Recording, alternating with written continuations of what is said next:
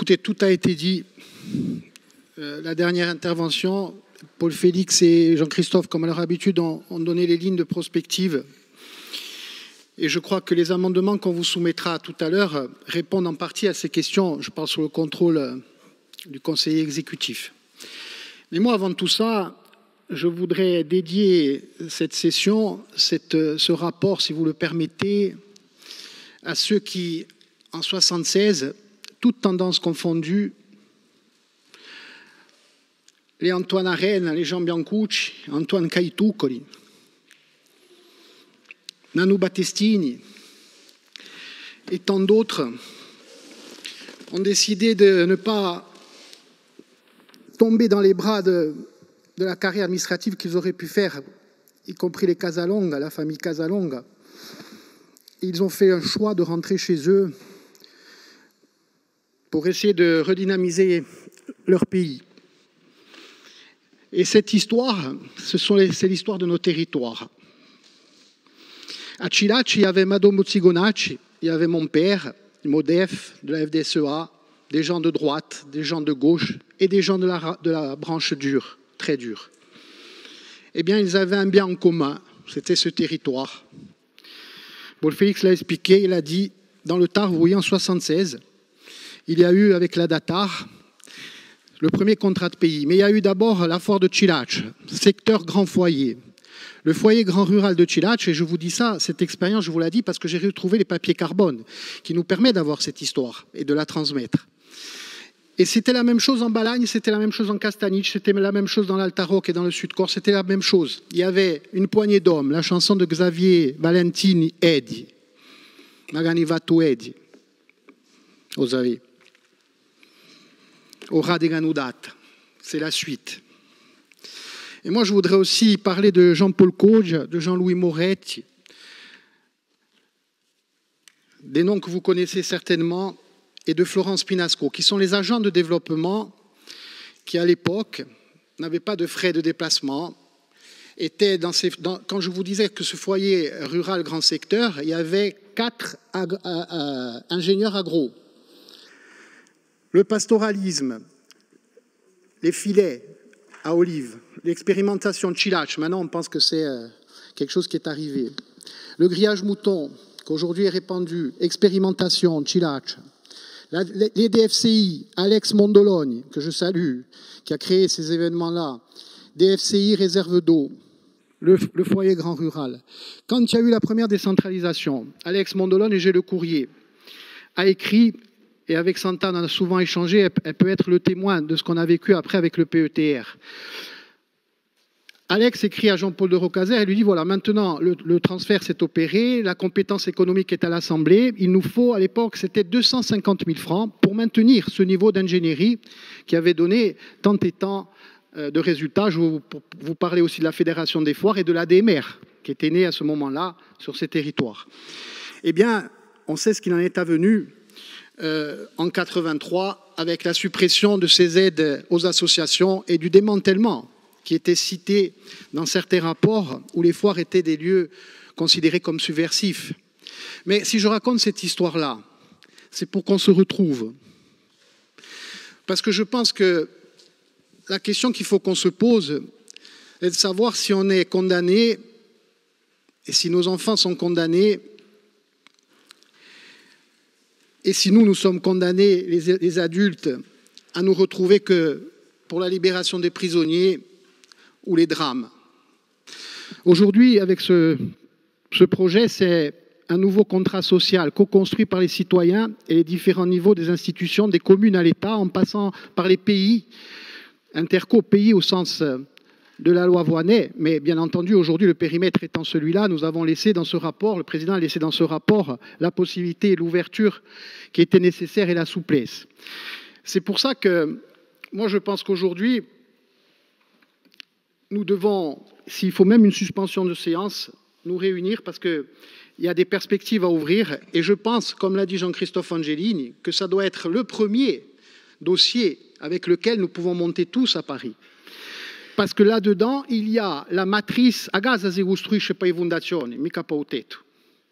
Et si nous n'avons pas cette armature territoriale costaud Et si nous n'avons pas un projet de société qui parte véritablement de la base, il sera difficile de couper aux critiques en disant que nous voulons un statut pour le folklore ou pour les mythes ou pour nous. Ce n'est pas renoncer à nos revendications historiques, c'est simplement aujourd'hui faire le premier pas.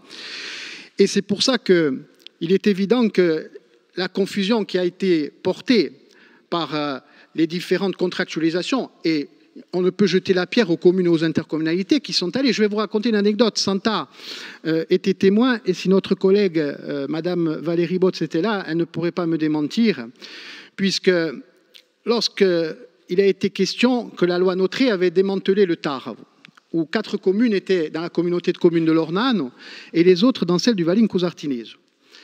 On a décidé avec Jean-Pierre Bozzi, avec Paul-André Caïtouk, avec Antoine Georges et avec d'autres de créer ce pôle d'équilibre territorial et rural. C'était simplement pour maintenir l'historique du développement et l'ensemble des projets qui avaient été menés depuis 1976.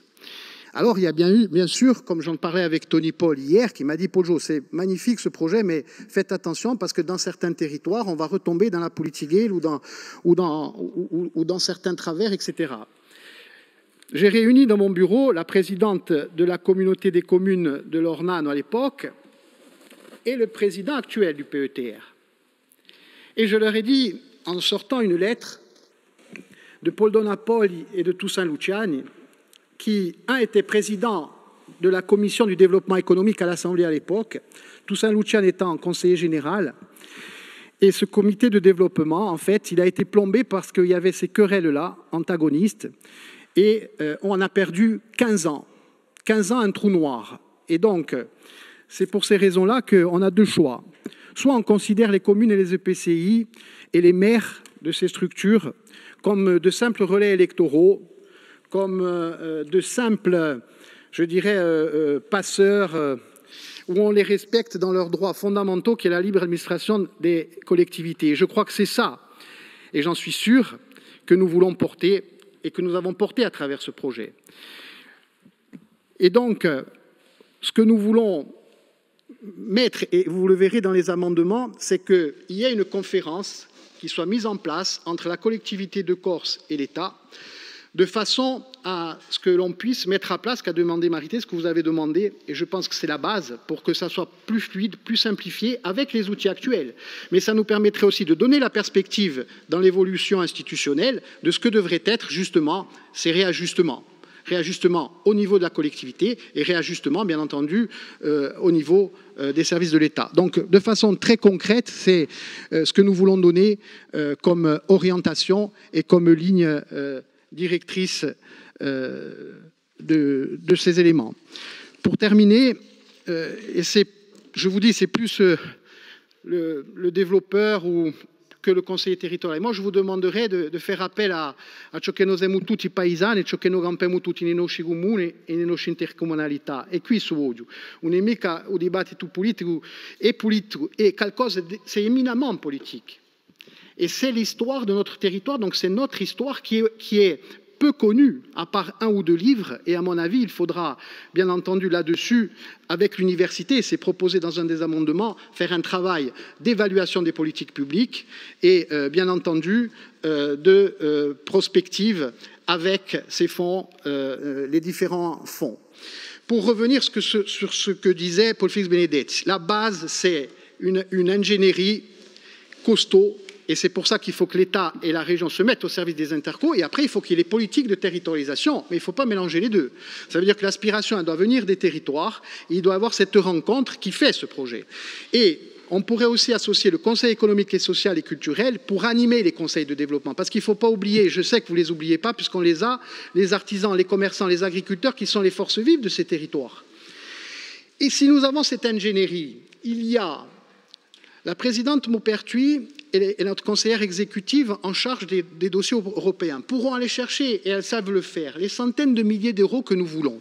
Si nous n'avons pas cette ingénierie puissante et forte, nous ne pourrons pas consommer ces crédits. Et moi, je vous dis que si on a cette ingénierie forte, il y aura même des petites communes qui pourront avoir accès à des projets européens, à des fonds européens. Et on sait très bien que la question du redéploiement, il y a déjà le fonds de territorialisation qui est à 5 millions, qui, à mon avis, il faut l'augmenter avec la partie de l'État. Et moi, je suis d'accord qu'il faudrait à terme qu'on mette cette somme. C'est ce que le président et le conseiller a bien entendu décidé. Enfin, on a parlé des schémas, on a parlé des PLUI, des documents d'urbanisme. Dans le territoire du PETR, il y a eu la volonté d'une partie, pour trouver un consensus, de ne pas mettre la compétence SCOT. Mais un PETR sans SCOT, on serve à nous. Vous pouvez faire les projets de développement, mettre les millions que vous voulez. Si vous n'avez pas une armature de ce territoire, que ce soit PLUI, que ce soit carte communale et autres, qu'est-ce que vous voulez faire ? Et ça arrangerait aussi notre conseiller qui va avoir à travailler sur le PADUC. C'est ça, la construction positive que l'on peut mener. Donc voilà, je pense que dans ces outils et dans les moyens qu'il faut mettre, le moyen humain est important. Pourquoi ? Parce qu'il faut une formation de nos agents de développement avec les anciens qui ont déjà mené ces travaux. Moi, je pense qu'il faut ce vivier, il faut le conforter, il faut sauver leur statut, leur trouver un statut. Pourquoi ? Parce qu'il m'est arrivé, et vous êtes arrivé à vous aussi, on les forme, on les a, ils sont bons. Quand ils sont bons, c'est la collectivité qui les prend, ou une autre collectivité. C'est arrivé même au Pays Basque ou autres, ils ont pris des agents qui étaient excellents, qui étaient formés. Donc là-dessus, il faut des moyens et il faut un plan de carrière pour ces personnes. Parce que le développement, c'est usant, c'est une dizaine d'années, et il faut qu'ils aient ce plan de carrière et qu'on ait ce vivier. Je pense à Norbert Pancratz qui a beaucoup travaillé là-dessus, et à la première note que lui avait fait mon cher Jean-Martin, Anne Mastersheim et Claude Olivet, si tu te rappelles, dans le DSS Développement local et administration des collectivités, où il y avait ces deux approches, l'approche territoriale et transversale de Anne et la vision de Claude sur l'armature de ces territoires. Voilà, moi, pour terminer, je voulais vous dire que, pour revenir au niveau de l'État, je vais revenir sur...